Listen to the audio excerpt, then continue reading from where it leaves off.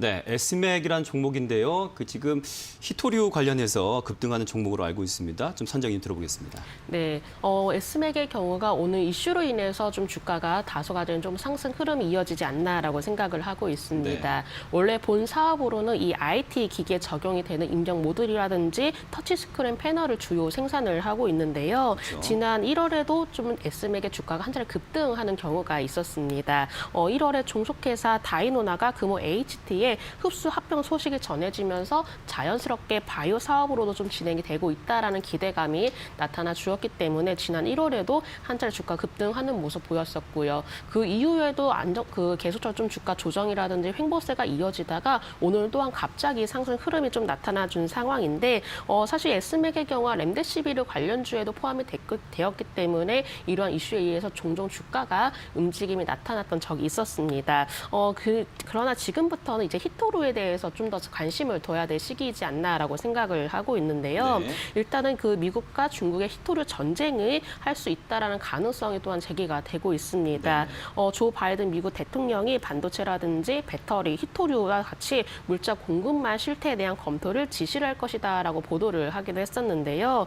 일단은 이제 그 S맥의 경우가 왜 히토류 관련주로 주목이 되고 있냐면은 국내 유일의 히토류 공정 업체라고 좀 알려져 있는 GREL을 지분 51%가량 취득을 했기 때문입니다. 그렇기 때문에 최대 주주의 어떤 지위라든지 경영권을 확보해 놓은 상황이기 때문에 이 국내 시장 안에서는 히토류 관련주로 좀 최근에 더욱더 부각이 되고 있는 것 같은데요. 일단 S맥의 경우가 현재로서는 너무나 좀 테마성으로 인해서 주가가 움직임이 좀 나타나고 있지 않나라고 생각을 하고 있습니다. 오히려 지금부터는 S맥에 대해서는 조금은 어느 정도 테마성에 의해서 움직일 가능성이 높기 때문에 당분간으로서는 이러한 이슈들을 꼼꼼히 살펴볼 필요가 있다라고 좀 보여집니다.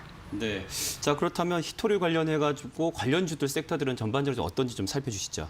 네, 지금 히토류 사업에 대한 어떤 기대감 자체가 아니라 이렇게 좀 뉴스로 인해서 주가가 움직임이 나타나주고 있는 것 같습니다. 네. 물론 S맥뿐만 아니라 좀 여타 다른 히토류 관련주도 오늘장에 좀 강세를 보여지고 있고 특히나 눈에 띄게 이어지고 있는데요. 다만 저는 아쉽게도 이러한 좀 테마성에 있는 종목들의 경우가 단기 이슈에 그칠 가능성도 열어두셔야 되실 것 같습니다. 사실은 지금 시장 자체가 워낙에도 소강 상태를 보여지고 있고 워낙 종목별로 조금 집중이 되어 있는 상황이기 때문에 이런 장일수록 이런 테마성에 집중이 될 수밖에 없습니다. 자, 그렇게 된다면 물론 단기 트레이딩 관점이라면 몰라도 조금 어느 정도 여유 있는 관점으로 살펴보기에는 다소간 무리가 있다라고 판단되기 때문에 이 점은 꼭 좀 유의를 해보시면 좋으실 것 같고요. S맥의 차트를 좀 예를 한번 좀 들어보도록 하겠습니다. 자, S맥의 일봉의 흐름 보시면 오늘 장 초반부터 강한 상승 흐름 보이면서 10%대까지 급등하는 모습 보였습니다. 네. 하지만 바로 꼬리를 달고 내려오면서 상승폭을